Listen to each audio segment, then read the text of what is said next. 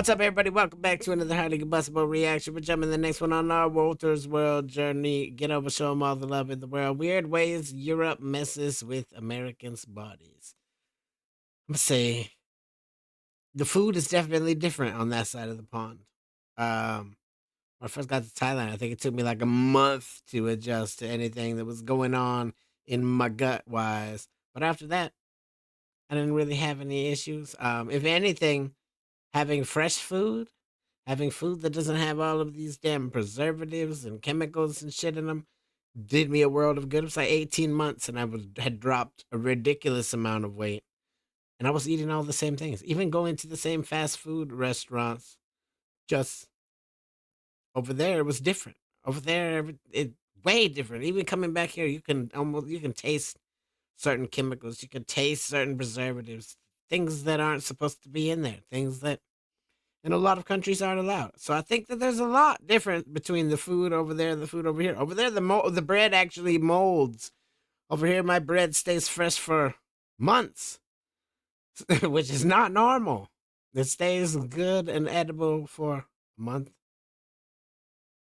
Sometimes if you leave it and it's a little bit more moisture in there, maybe a little bit shorter, but it's ridiculous how long our bread stays good for, and you guys get it fresh every day. It's crazy. Let's jump in, check it out together. Get over, show Walter's World all the love in the world. See what we got.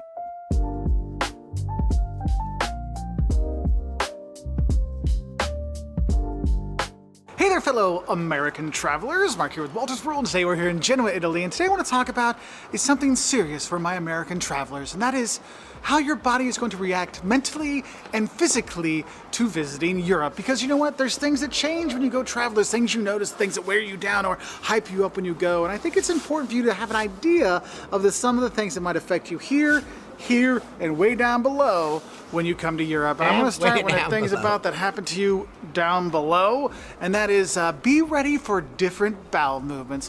Yes, after a lifetime of eating ultra-processed food and fast food in America, when you come to Europe, we have significantly more, less refined food, more whole foods out there, less GMOs. I mean, I literally just looked it up and it says like 70% of Americans' diet is ultra processed foods, which we know are terrible for you. 70%.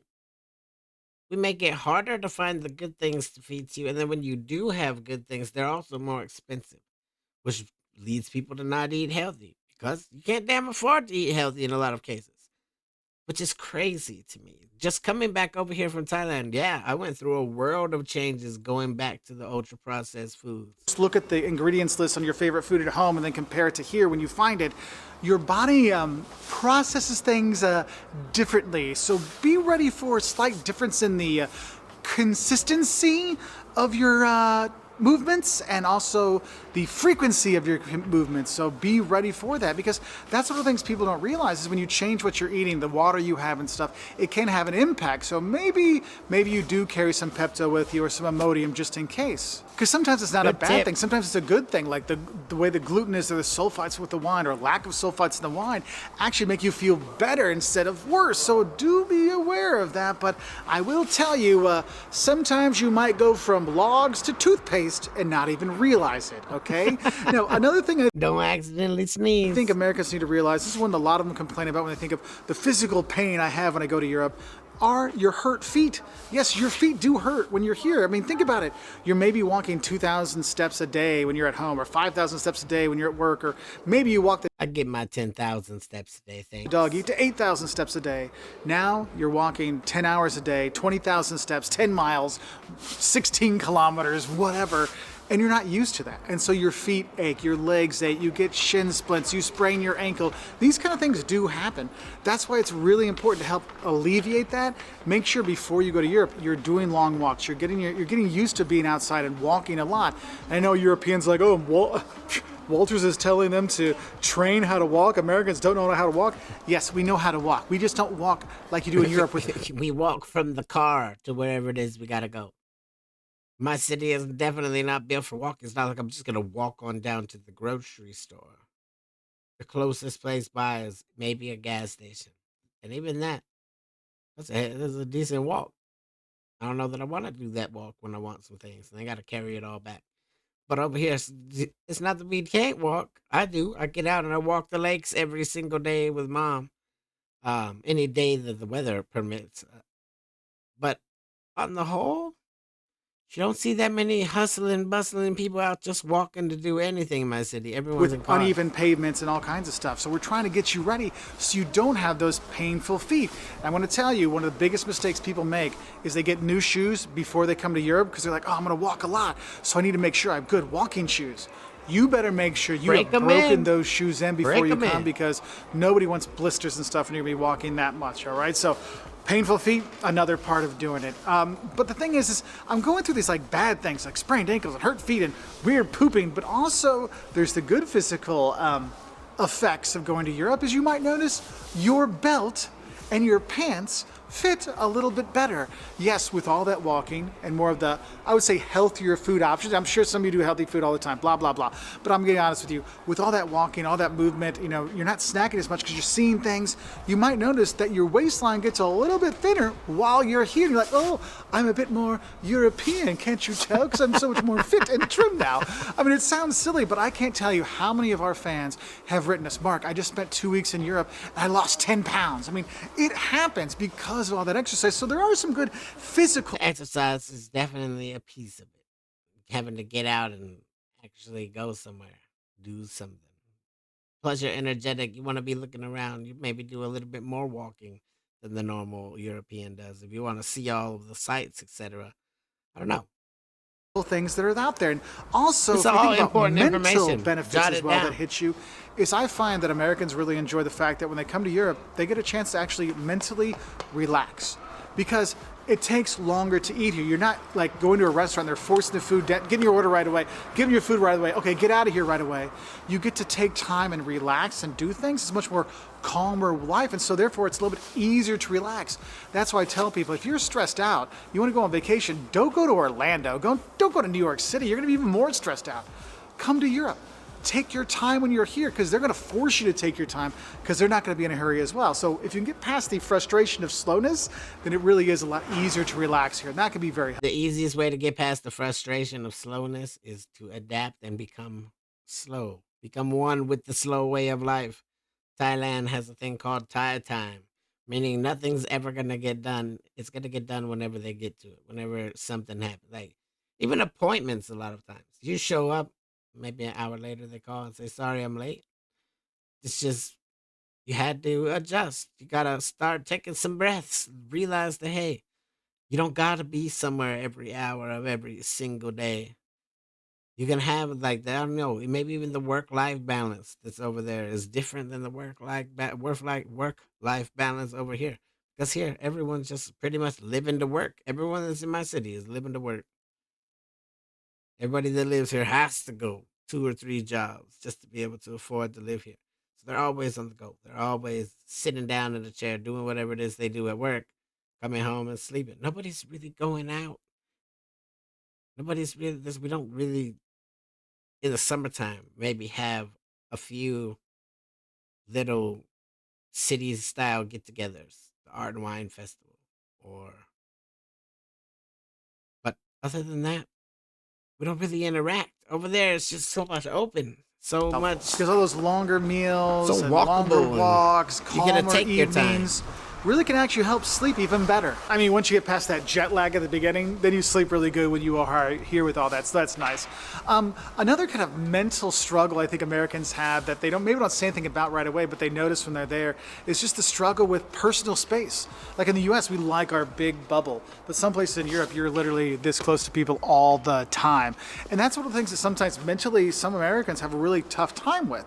So just be ready for that when you're on public transportation, you're going to museums. Heck, when you're sitting at restaurants and they're all so close together, like how do they sit at these little tiny tables and 4 people are eating there? They find a way, and that's one of those things. You have to realize you're not going to have a lot of personal space when you're here, and I know for some people that's a mental thing that really is tough. So if you are having a tough time, you are getting overwhelmed, like here in Genoa, they have the Coruggi, these little pathways, these little tiny maze-like streets you go to, and some people get very claustrophobic and kind of freak out because in the US we're used to those big open spaces, right? 3-car garages, da da da. Here they don't have a garage. Go and find a big piazza where there's plenty of space. Go find a park where you can kind of get some space, That's going to help you out mentally to kind of like, okay, I'm doing better. Because when you're getting overwhelmed with all the tourists in Munich, go to the English Garden and get away from it all. Another mental effect I see hit people is museum burnout.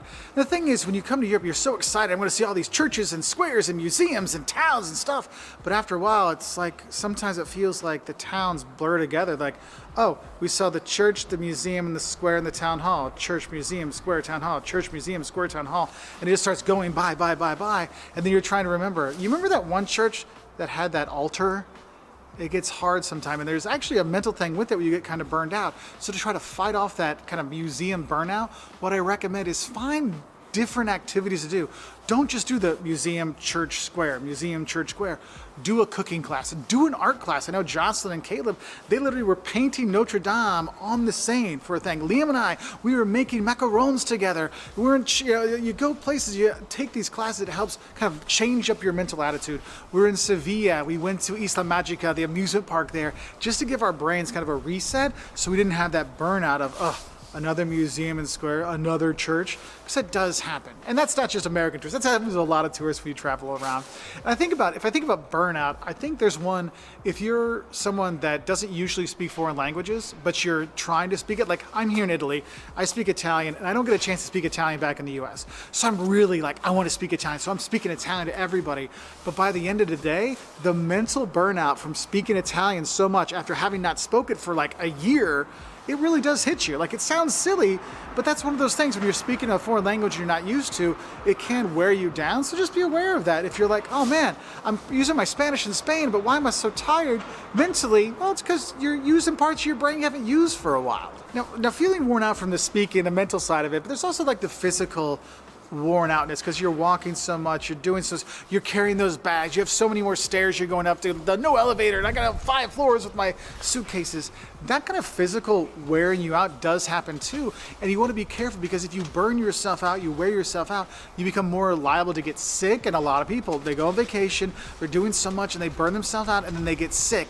The last half of their vacation, they're sitting there coughing, hacking, feeling horrible instead of enjoying their vacation. So make sure you give yourself some time so you don't get worn out, because it's not just jet lag that makes you tired from travel. Now, couple specific physical ailments or physical things that you should really think about when you're traveling that might not relate to you, but it might relate to some people. One, chafing. If you're a huskier traveler like myself, you might notice if you're walking a lot in the summer and you don't have the right clothes on and it's kind of hot, you might notice a little friction between the legs or in the armpits, and chafing really can become an issue. So I do recommend, if you've ever had chafing or you're a heavy traveler or you walk really close to your legs together, you don't want to start a fire, bring like Gold Bond or some kind of cream or powder to help with the chafing, because if you get chafed in the middle, all of a sudden, next thing you know, you're walking like this everywhere around Europe. You look a little silly and you can't get anywhere very fast.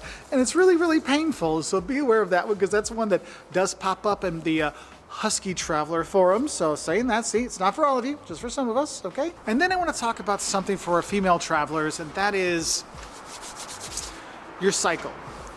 When you travel abroad, when you do long distance travel, sometimes your cycle could be interrupted or kind of knocked out of cycle. And so therefore you may think, oh, well, I'm not supposed to have my period during this 2-week vacation, so I'm okay. You never know. It might actually kick it in earlier, or you might miss your period entirely and come home thinking you're pregnant. Believe me, we have had that going to Walgreens at midnight to see if it's if the baby's coming or not kind of thing. So do be aware of that. So if you're going to be coming, make sure you're bringing, if your tampons, pads, whatever you use, make sure you have that with you. Because yes, you can find it here, but have you ever in your entire life, no matter where you are in the world, when you needed a tampon or you needed a pad, was there a place right next door, right ready with the exact one you wanted? Of course not. So it's best to have those extra with you. I know Jocelyn brings her stuff every single time just in case, so it's something to be aware of, all right? So these are just a few of the physical and mental ailments that Americans, well, actually, let's be honest, all travelers have to deal with when they come here, but I thought it'd be funny to pick on my American friends because honestly, we're so easy to pick not on. used to walking this much. Anyway, what are some of the other physical ailments you see hit travelers when they travel? Let us know in the comments below, and I wish you all the best, and I'll say ciao from here in Genoa, Italy. Hey, he covered some genuinely good topics. Like, I was thoroughly impressed. I got there was something in there that everybody could use. Men, women, people of all ages. Just it's good to know. Anybody that is planning on making a trip, look into this kind of stuff. Don't just jump because you see a lot of people go through things. Even there when I was living over in Thailand, you see the tourists going through that little kind of tourist crud thing. People getting burned out. People ending up injured. People going so hard that they end up injured. That they end up with heat stroke. So kinds of things that you should be looking at to make sure that you're safe on your travels. Very, very good knowledge. Jot it all down. Get over to Walter's World, all the love in the world. The link is inside of the description. Right down there or right up here. Hit the like button if you liked it, the dislike button, but I won't believe you. Till the next one of my combustible. You guys be happy, healthy, safe. I love you to the moon and back. Peace.